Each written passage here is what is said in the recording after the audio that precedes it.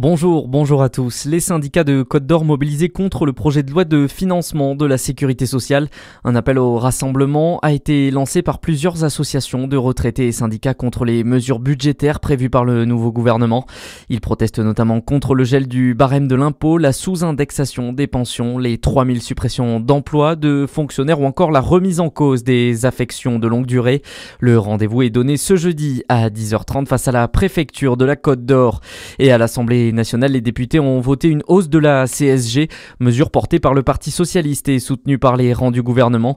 C'est la partie qui concerne le capital qui augmente et devrait rapporter près de 2,8 milliards d'euros pour financer la suspension de la réforme des retraites.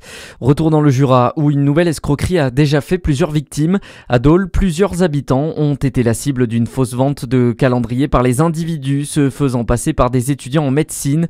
Les victimes, souvent des personnes âgées, ont été piégés en vue d'un usage frauduleux de leur carte bleue. La police de Dole appelle à la plus grande vigilance face à la hausse de ces arnaques. Le président de la région Bourgogne-Franche-Comté présidera aujourd'hui un groupe de travail sur la sécurité et la prévention.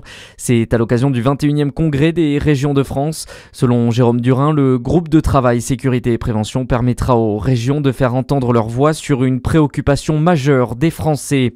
À la une de l'actualité ce jeudi, les habitants de l'île d'Oléron encore sidérés. Hier, un homme a volontairement foncé en voiture sur des passants. Un périple de 35 minutes où le conducteur a blessé 5 habitants de l'île, dont 2 gravement.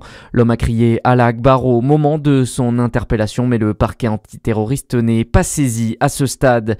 L'ouverture du salon du Made in France, il met les fabricants français à l'honneur jusqu'à dimanche à Paris.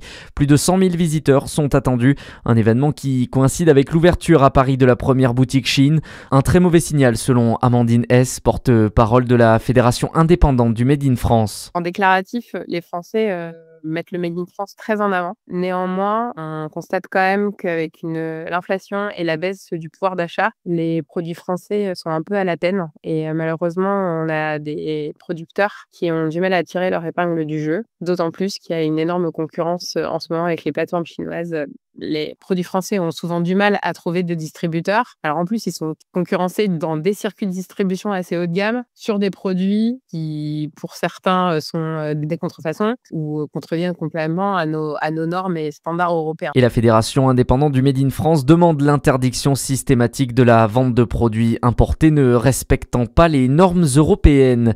Et puis en foot, l'OM n'avance toujours pas en Ligue des Champions. Les Marseillais se sont inclinés 1-0 hier soir pour la 4e journée face aux Italiens de l'Atalanta Bergame. Un but encaissé dans les toutes dernières minutes. À suivre, c'est votre météo sur Fréquence Plus.